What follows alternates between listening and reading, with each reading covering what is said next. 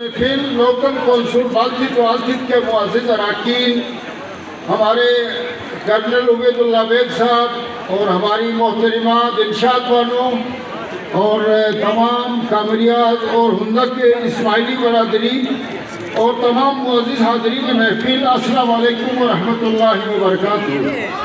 آج ہم نہایت خوشی اور احترام کے ساتھ ہز ہائنس پرنس رحیم الحسینی صاحب کی سالگرہ کی تقریب میں شریک ہیں۔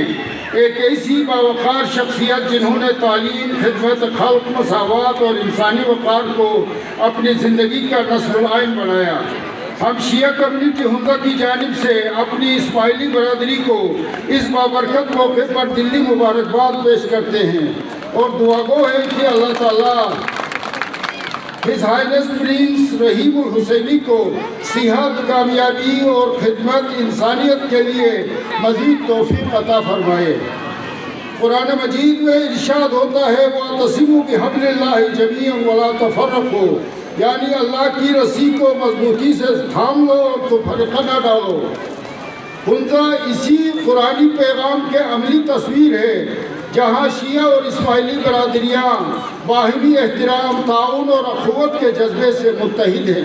ہم خاص طور پر اپنی اسماعیلی برادری کے شکر گزار ہیں جو محرم اور چہرم کے ایام میں مجالس و جلوس کے دوران سبیل، تبرک اور انتظامات میں ہمیشہ تعاون فراہم کرتی ہیں۔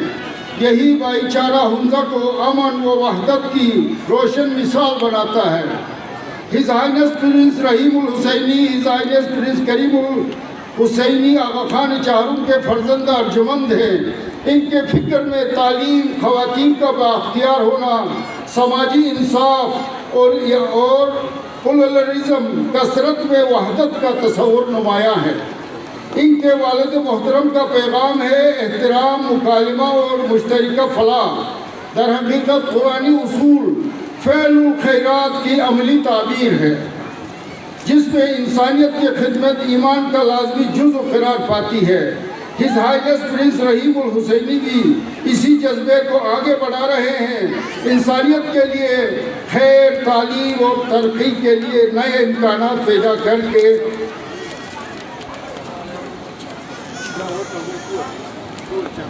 آخر میں ہم بارگاہ خداوندی میں دعا کرتے ہیں کہ اللہ تعالیٰ ہز ہائنس پرنس رحیم الحسینی کو دراز عمر، صحت علم اور خدمت خلق میں مزید برکت عطا فرمائے۔